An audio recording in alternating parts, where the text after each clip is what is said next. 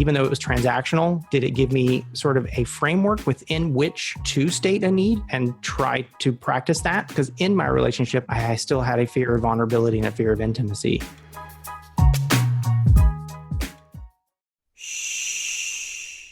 Welcome to the Secret Life Podcast. Tell me your secret. I'll tell you mine.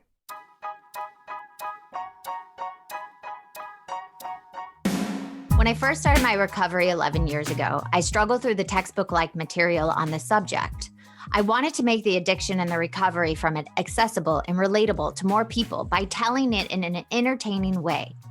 Well, I'm super excited to announce I've released my first book, Secret Life of a Hollywood Sex and Love Addict. If I can help just one person find a solution or at least realize they're not broken or alone, then writing this has been worth it. You can pick up the book exclusively at Amazon or signed copy at secretlifenovel.com. And the best way to support our podcast is to subscribe and share. If you haven't left a review or rating on Apple Podcasts yet, please do. It'll help more people find our show. And if you want to be a guest, shoot me a note at secretlifepodcast@icloud.com. Enjoy the episode.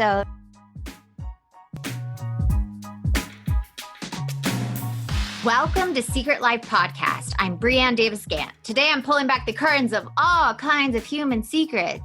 We'll hear about what people are hiding from themselves or others. You know, those deep, dark secrets we probably want to go to our grave with, or those lighter, funnier secrets that are just plain embarrassing. Really the how, what, when, where, and why of it all. Today, my guest is Matt. Matt, I have a question for you. I'm listening. Dun, dun, dun. What is your secret? Great question. I had no idea that would be the where we'd be starting today. No, I guess my secret is, this is going to sound really broad. I guess I'm a sex and love addict. Welcome to the club. And that is something sort of recently discovered. Yeah. And that I am still working through after the last 9 or 10 months. Wow. So that is not something that, most people would know. Can you tell me about the first moment you actually had to say it, or it was like so in your face you couldn't deny that you had this addiction? It probably was when I blew up my long-term relationship last year. So that would have been, maybe 9 months ago, and I was caught by my fiancé, basically coming out of a massage parlor, so there was that. And in the ensuing conversation later on, it was extremely heated, of course, but stating like how often I had been going in the last few years and knowing that I wasn't really able to stop myself and not really sure what was going on. Yeah. I guess I was like, well, I guess I have to, I can't think of any other reason. I'm going to have to go with that. Did you ever say to yourself, like, I'm not going to go anymore. This is the last time. Like, I'm not going to do this, and then not be able to stop? Yeah. There were definitely times where I'm like, that was fine. That should satiate me. I should be good, and then, some weeks go by and, the mood strikes again, Yeah. Or the feelings come up and you just want to get out of yourself. Yeah. And, I was able to compartmentalize, of course, and not, keep my long-term relationship, my romantic relationship separate from, my acting out. Yeah. And never think that one would affect the other. There wasn't any sort of emotional thing, it wasn't an emotional affair. It wasn't like it was with a friend or anything like that. I mean, it was, just, these physical encounters. Yeah. And, I kept thinking, that it was just sort of like exercise on the side. And so it's definitely a hard truth to realize. Mm-hmm. I think there's a lot of what I'm discovering. So I went into an inpatient program. Mm-hmm. How was that? I actually never been into an inpatient program, so I would love to hear about it. It was intense. I love the breath you gave. You're like, it's exhausting. Well, the whole thing is exhausting. Let's be serious. It's very true. When you look at any addiction and you have to surrender, it is the worst feeling in the world. Yeah. And I it was really a period of readjustment for me as well. And I was basically, I also went to a sober living house. And it was basically me and two other guys. It was supposed to be a fourth, but it was me and two other guys. But we lived in a sober living house that was mostly for drug and alcohol, a drug and alcohol rehab house. And I like to joke, most of the guys in the house were like college age. So it just felt like a dry fraternity house. Yeah. I mean, with guys who were 25 years younger than me, who were just as boisterous and pulling pranks. And it's like, everyone has to share the damn kitchen. And it's like 4 floors of dudes in this house. And you're like, don't eat my loaf of bread. It really was that kind of thing. It was like, my name is on it. I am struggling right now. I can barely keep it together. Do not eat my sandwich. I ordered that gnocchi from Trader Joe's. It's my favorite. And then it was like, that was, 2 weeks. It was a 2-week program. It was sort of sober living house, strict as far as like, when you wake up, you can't drive yourself. You relinquish your phone for part of, each day and at night. And then of course, during the day, we're doing group therapy. And it's me and 3 other guys, and it's, 8 hours a day, group therapy. In the middle, we go to a meeting, for, group meeting, and we have homework every night, and we have individual therapy session each day too. Yeah, that's intense. I mean, that's really, yeah. And you're peeling back a lot of layers. Very quickly. And then the scary thing though, and I have to say this, is I've talked to a lot of people that's done the inpatient, but then you have to come out into your life and then kind of readjust completely because you have to now you're in this safe place for 2 weeks and then you come in your life and you're like, wait, what am I doing now? Yeah, it was interesting to come out and have assignment in a way, because I came out and they immediately assign you to do a 90 meeting in 90 day and I'm like, that's standard. And again, I thought, okay, I can do this 90 meetings in 90 days. That's fine. I can do this. And then still meet with a therapist there at this particular company.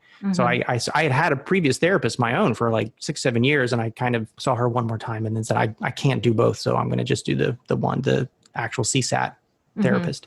And then it was just sort of like treating it like going to school for 3 months. It was like, and being intense about my studies and doing the 90 meetings in 90 days, got a sponsor, worked in the steps, and and doing a lot of self-discovery. And during that time also, my relationship had blown up. So it was finding I had to move out, and it was like getting a sublet, and then, trying to, and still communicating with my ex and still figuring out whether or not we would even be able to move forward. And, can we do all of that? So you're right. It was a lot of readjustment in that regard, and a lot of figuring out for me and learning about, here, and I've been through a lot of realizations. So you're kind of catching me after all this stuff. No, I want to hear the revelations. And if you looked back in your life and saw why you did the things you did, why you used those behaviors.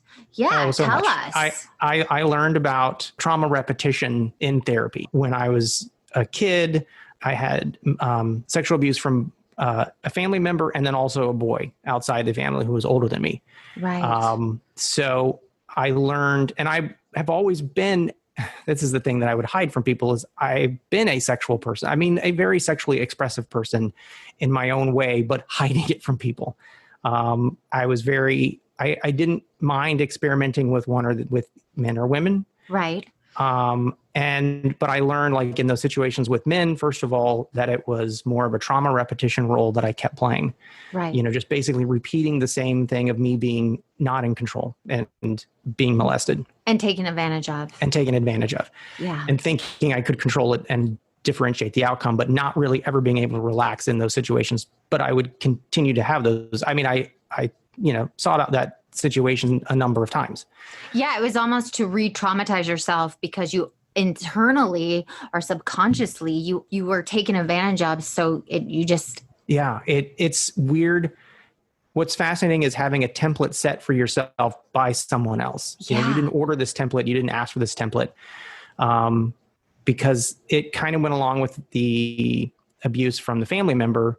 How long did that go on? That went on for probably 2 or 3 years from a female.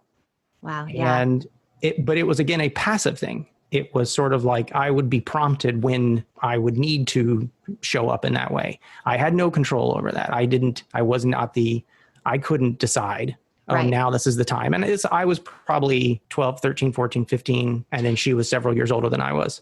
Here's my question for you, and you don't have to answer it if you feel uncomfortable, but do you think being 12 or 13, you also, even though you were getting taken advantage of, that there was a part of you that was attracted by it? Completely. Or turned on by it? Completely. I remember even an incident of at one point, because I would I would wonder if those moments were going to happen. Right. And it was never about me either. It was always me it was for her pleasure, not for mine. But I still was attracted to it, still wanted it, still was kind of turned on by it. And I remember even one time, like trying to go to her room at like 3 a.m.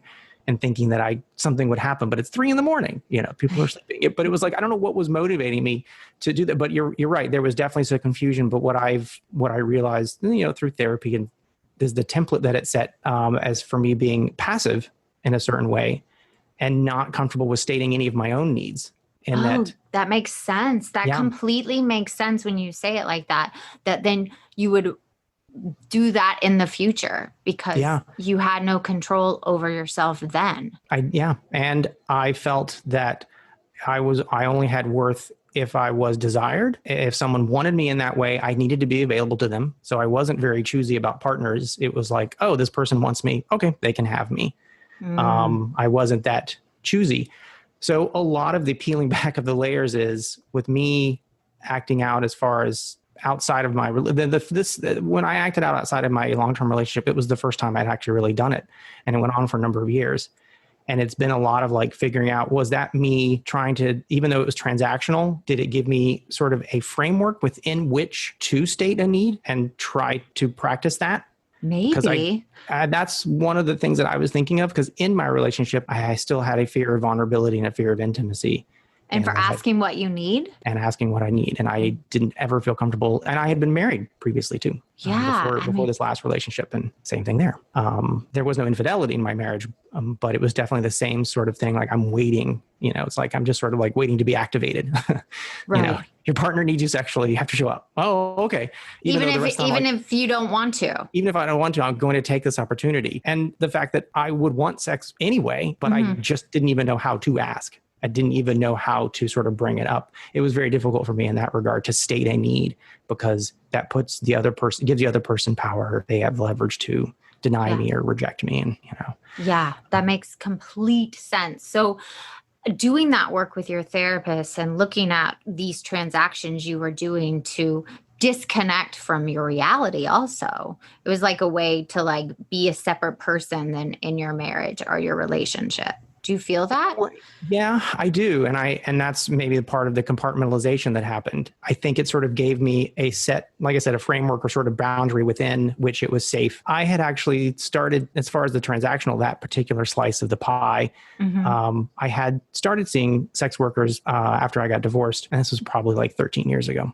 It was maybe once a month. I mean, not even that, so I would go through periods where there would be none. And then I seemed like, and then there'll be a few more. I guess in a way, it was a way for me to set boundaries that if I did state a need, I didn't feel like, a relationship, quote unquote, is ruined because I've upset them or offended them. There's already set boundaries that this is a transactional thing. You can still have fun, and everyone sort of knows what the rules are. And you're not going to get a text later that says, I can't believe you asked for that, or I can't believe you said that, Yeah, it's a way of safety too, to like protect yourself. In a way. Now, here's the thing. It's like, I didn't obviously do it well enough because I hadn't practiced, I hadn't gotten over my fear of vulnerability or fear of intimacy in time for my next long-term relationship, because I still somehow wound up going back down that route. And what I'm realizing is sex is not the problem. Sex is never the problem. Sex is neutral. Sex is a symptom of something else. Sex is just a small little sliver. It's usually not even about the sex. It's about why you're using the sex and how you're using the sex. If it's a power, if it's a control, if it's a disconnect, or it's transactional and there's boundaries and you can't get hurt by this person, or, you can't hurt them or they can't hurt you. It's just a small thing.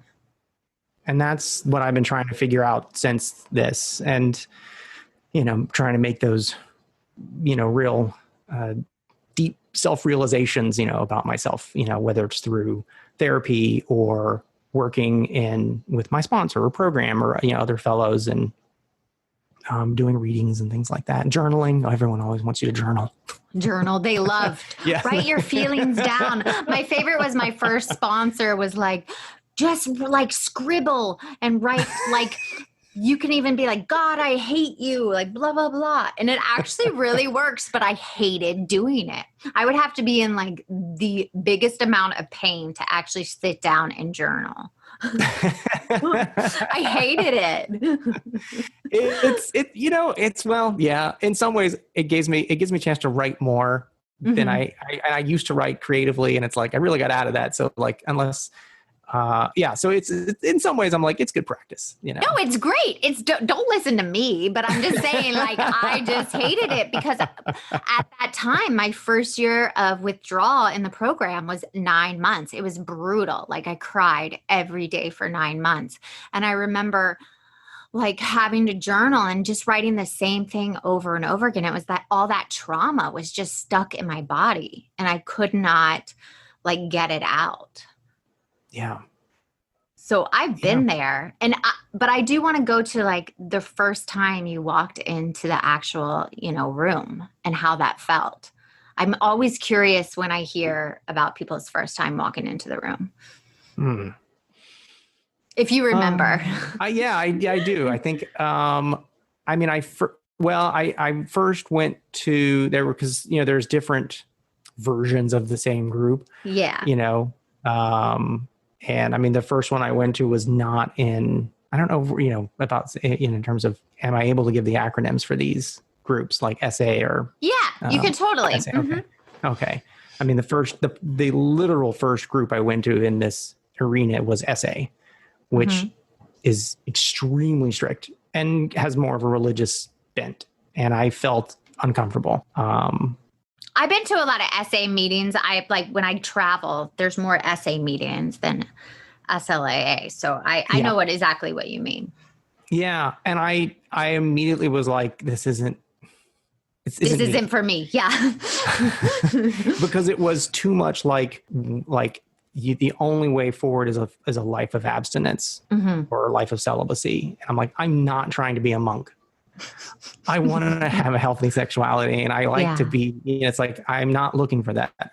So my first SLA meeting, my first law meeting was a morning meeting and on the weekend. And it felt much more what I needed because the speaker was even just sharing about going after unavailable men. What was she denying herself? What was she hiding from herself? And that I loved that emotional aspect to it and that relational aspect to it. A lot of the conversations with my ex, which were extremely painful, and I will forever be remorseful about pain and the pain that I caused her and, the betrayal. But, I think in her mind, the only way forward for me would also have been abstinence or celibacy. And it's really hard for me to sign on for that. Yeah. Like even a no masturbation clause. I'm like, I can't guarantee that. I just can't. I don't know how I can. That to me is just a healthy part of being a sexual person. I can't. I agree. But I do think you have to take it out of your life, work on what's underneath it, and then you bring it back in a healthy way. Yeah. So there was definitely a period of, after coming out of the inpatient, there was definitely months of complete abstinence and celibacy and working on this stuff. And that I see it as, as a system reboot. It's a rebuild. You're breaking yourself down to then repair yourself. Yeah. And my thing was, I would hear stories from guys in SA.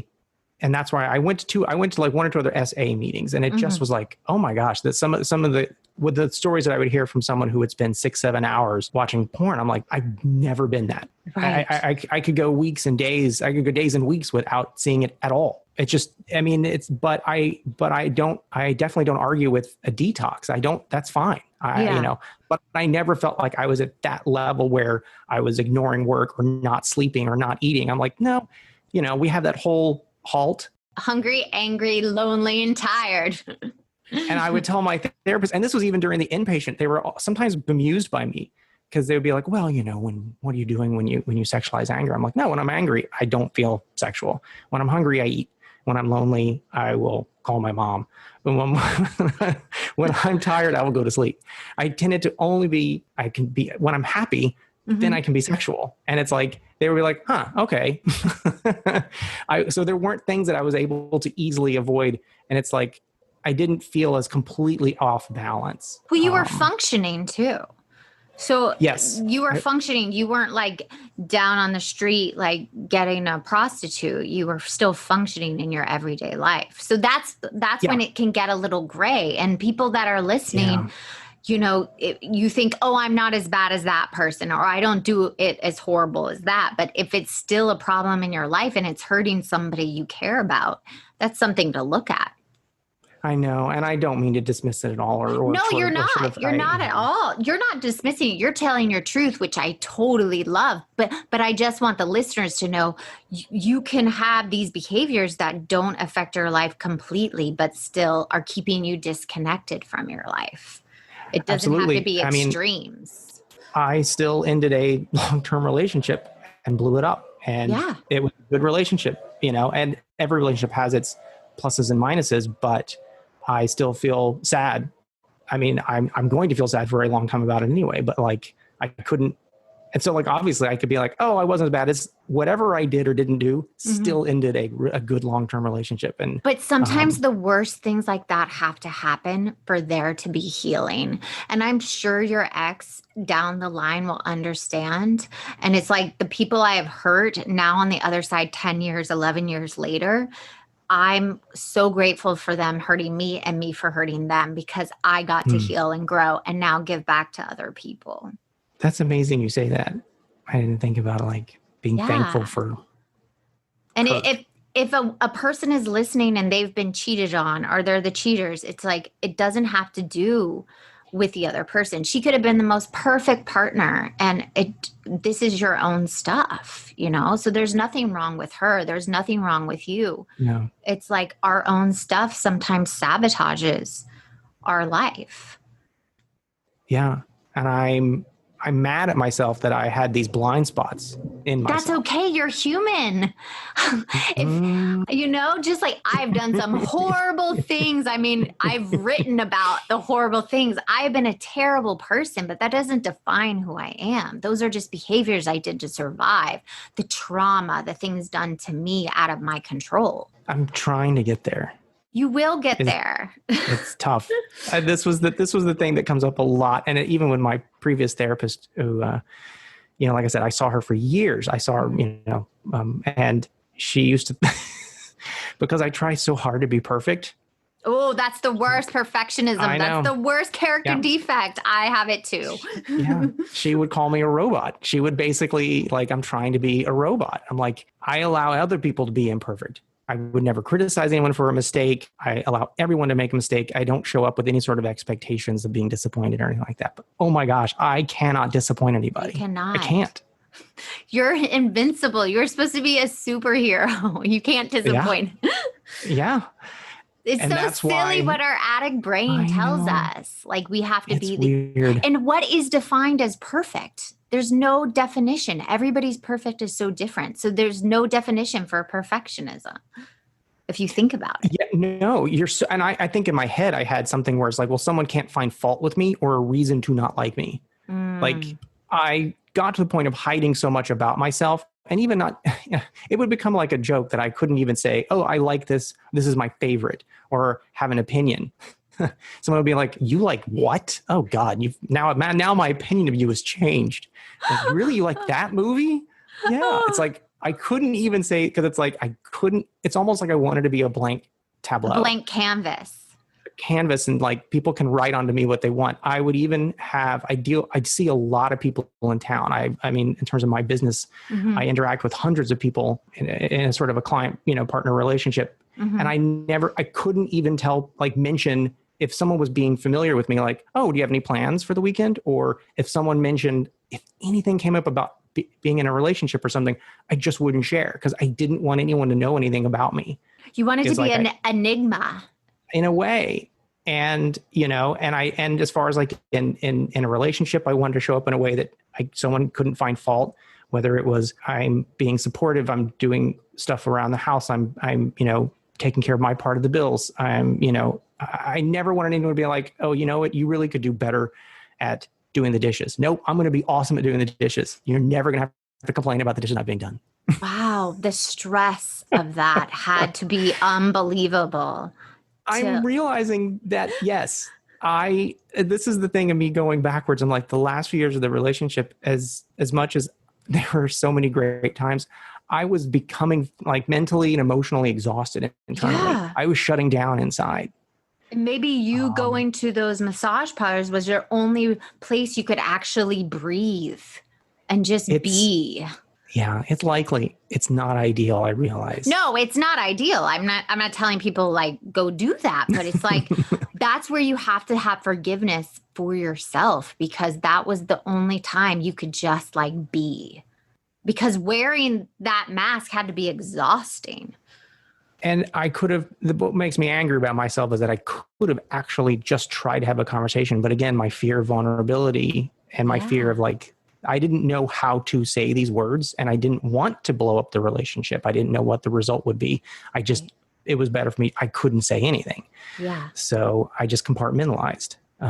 So these secrets and this shame that you're still feeling, I can feel it in your voice. I like to attach the 7 deadly sins, not in the religious sense, more in the character defect sense. So let me name them for you if any of them ring true to holiness. So we got pride, greed, lust, gluttony, envy, anger, and sloth. I mean, the first one that jumps out is lust. Obviously, yes. I can go for that for sure. Okay. What about the other ones? Interestingly, possibly, and I'm thinking of this because someone else they made the same assessment of my behavior, was greed. Ooh, why? Well, because it was like I got greedy about wanting more in my life than what I already had. It's like it wasn't enough to have a good relationship. I was greedy for more outside of it. Yeah. What about pride? That's an interesting one. With the perfectionism and your ego of wanting to always be perfect. Yeah. That's a good one. That's a great observation. There is probably a pride in that, because I think I would still think that I could be compared favorably to other boyfriends or fiancés or whatever, that everyone will be like, oh, he's the best, And I guess you're right. There would be a pride in some ways, though. It's like I've made this, equivalency in therapy, like getting a report card. It literally was like I treated this like either A, schoolwork, or B, a job. Wow. And I wanted to get high marks and get A's on my report card as a boyfriend, or, get a gold star as I showed up, in terms of like, this was my job and we have no complaints about you. Congratulations, you get a promotion or whatever. Everything you're saying right now there's no surprise that it all crashed and burned, because really? The pressure to live like that you're gonna burn out. You're gonna do something probably to blow it up, because you can't perform at that level of like disconnection and it being like a report card. I'm learning that now. Yeah. Yeah. And as he laughs uncomfortably. Oh, this is just my way. Yeah, no, actually, I love it. Oh, in inpatient program, they were constantly annoyed that I would do this. They would be like, they wouldn't yell at me, be like, stop laughing. It's like, I can't help it. Some of this stuff is so insanely ridiculous. And like, they're so obvious now. Why didn't I make these realizations? Because you didn't have the tools. I didn't have the tools. I didn't have the objectivity. No. I didn't have someone leading me through it. Yeah. So what's now looking at everything you've gone through these last 9 months, what was the benefit of keeping this secret, the way you performed in your life, and what was the harm? Benefits were that I guess it allowed me to fulfill a need on my own terms. Mm-hmm.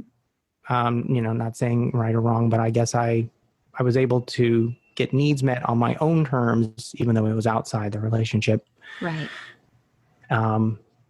Downsides are that I didn't show up 100% as a, warts and all.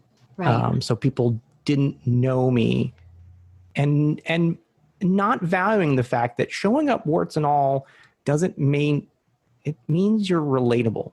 Yeah. And that's one of the things I've learned in program and learned in therapy is like, nobody wants a perfect person standing in front of them. No, I think the flaws are what makes us beautiful. And I think, and I've said this a number of times, I think when you see someone that's like hit rock bottom and then they come all the way to the other side, they are the most beautiful people to me. And that's what I'm learning.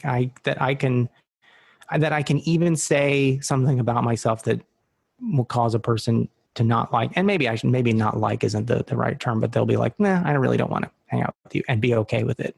Mm-hmm. And value the fact that it's okay if not everybody approves of me. Not, and that's what I learned. I also not everybody's going to like you, and that is okay. As long as your side of the street is clean and you didn't harm anybody, it's okay if someone doesn't like you. Yeah. And as I've made the same realization, like you can show up in what you think is the best, kind, most perfect way, and someone could still not like you. Yeah. And there's nothing you can do about it. Nothing you can do about it. Yes. Yeah. And 99% of the time, it has nothing to do with you. Yeah. Yeah. And that's okay. Yeah. Well, I was talking to my therapist a lot about it, and it's like, I should just be bold and like actually experiment with being not liked. Ooh, that's a great exercise. I mean, don't go be an asshole to anybody, but just walk in, like you're like, I don't care if you like me or not. Right. I can say that I like this unpopular movie, or I can say that I did this activity, or that it's like, and people will be like, ooh. Okay, name your popular movie you like right now. Just name one. Come on, own it. I have so many. I just don't name know if a couple. Come on, do it. I'm a giant nerd, so it's going to fall into the Star Trek, Star Wars vein. And I like the odd numbered Star Trek films, and a lot of people don't, but I love the odd numbered Star Trek films. Listen to me. I hate those movies. I fell asleep the last one that came out at the theater. My husband made me go watch it, and he will tell you I fell asleep. And through the whole movie, when I was awake, I was like, ugh. So there you go. I hate your movie, and that is okay. Thank you. My last You've made question. My day. Good. My last question for you before you go is, how are you going to move forward in the future? I'm going to move forward honestly.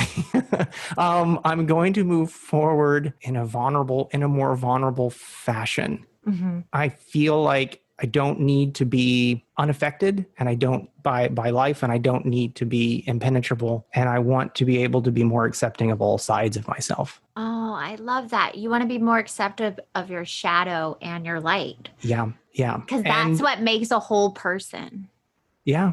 I was just talking to a fellow in program last night about it, and actually stating things to her that I don't think I really mentioned to, other people. So, and she did the same. And, I love that. And just like not worry. Yeah. It is accepting all sides of myself. Well, thank you for coming on and sharing this and sharing your secret and being so open and vulnerable with us. Well, thank you for giving me the opportunity. This was really wonderful.